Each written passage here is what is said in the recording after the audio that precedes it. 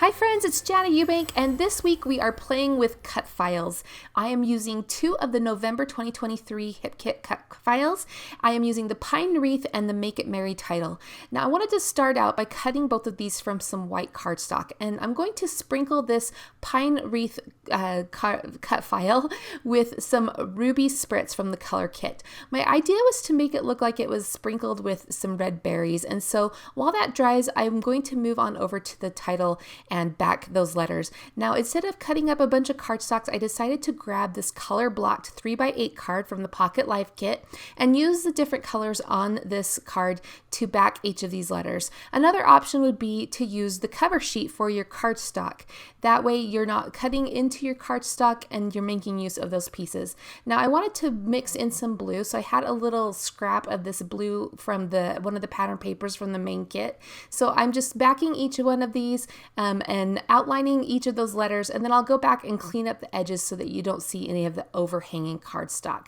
Now that that's done, I'm going to bring back in this wreath cut file, and I wanted to add some of the Skylight ink. This is also from the color kit, and it has this beautiful dark teal green look to it, like an evergreen look. So I'm just using a blending brush to apply this ink to the edges so that it looks like it's a snowy wreath with some berries, and then of course it's got that green color. So I'll just finish up adding some color to the inside of the wreath, and then I'm ready to start building my layout.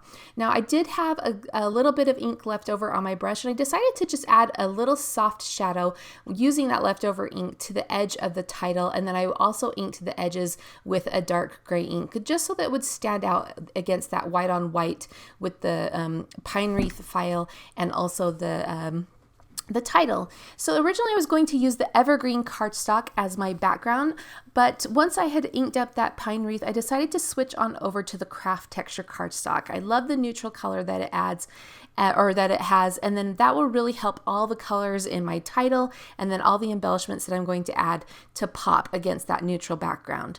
I have 2 pictures here that I'm working with. These are my kids on Christmas morning just in their pajamas.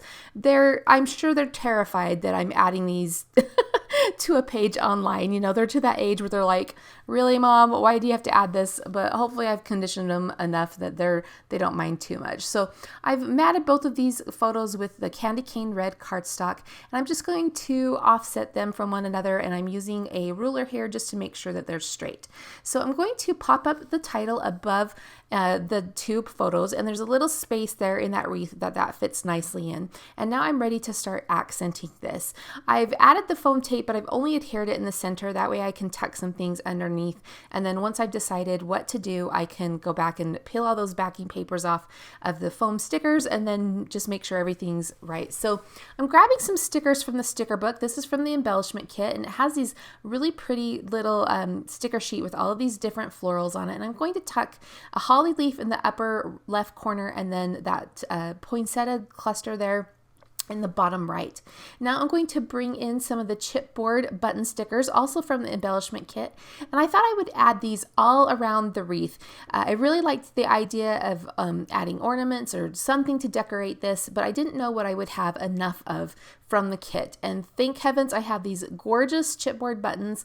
That way I have enough to go all the way around the edge. So I'm just using all the red, the mint, the blue, the teal, all the ones that match the colors that I'd used in the title. And this is another great reason why I use that craft texture cardstock, is just because the center of the page will have so much color with these chipboard buttons and that colorful title that all of this will really be highlighted because of that craft colored textured cardstock in the background.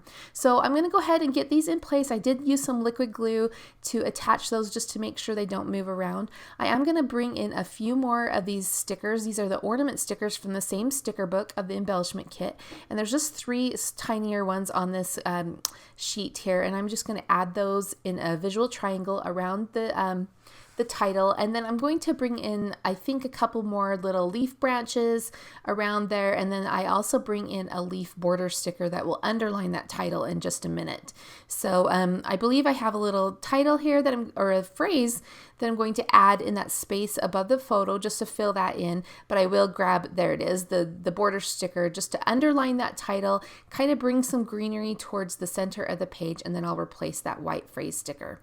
So now that I have everything how I want it, I'm going to pop things up with some foam dots. Oh yeah, I did add one more layered sticker. This is from the main kit that just kind of decorated that bottom right corner and just bookended this layout so nicely. So now that I have everything arranged how I would like it, I'm going to bring in some texture and some softness with this thin crochet twine. So I've tied 3 little bows from this twine, and I'm just attaching them to the top of each of those ornaments. And now I brought out a foam pad, and I'm going to pierce some holes in each of these chipboard buttons. I will then thread and needle with that same thin white crochet twine and add that to each of the buttons. Some of them I'm going to tie a bow, and some of them I'm just going to tie a knot. And I really like the little fringy effect that all of these buttons have, and it's just a really fun texture all the way around. Now the last thing I'm going to do is I'm going to bring in the date stamp from the January Pocket Life Kit. There is actually a couple of these left, but there's this fantastic date stamp that was in this kit, and I've used it all year long, and I'm just going to stamp that date right there in the bottom right corner. So earlier this month and later next week, I've been sharing some pocket pages that I created using the November kits. This is kind of the grand finale of that spread where I'm going to end the Christmas season with this page of my kids wearing their pajamas on Christmas morning. So I hoped you liked seeing this cut file page come together. It was really easy, really simple with just a few basic supplies. I added in some color on the wreath and then just backed things with the Pocket Life card and then embellished. It was a lot of fun. I hope it gave you a lot of great ideas for a layout for you to create this Christmas season. Thank you so much for joining me. My name is Jana Eubank for Hip Kit Club. We'll see you again soon.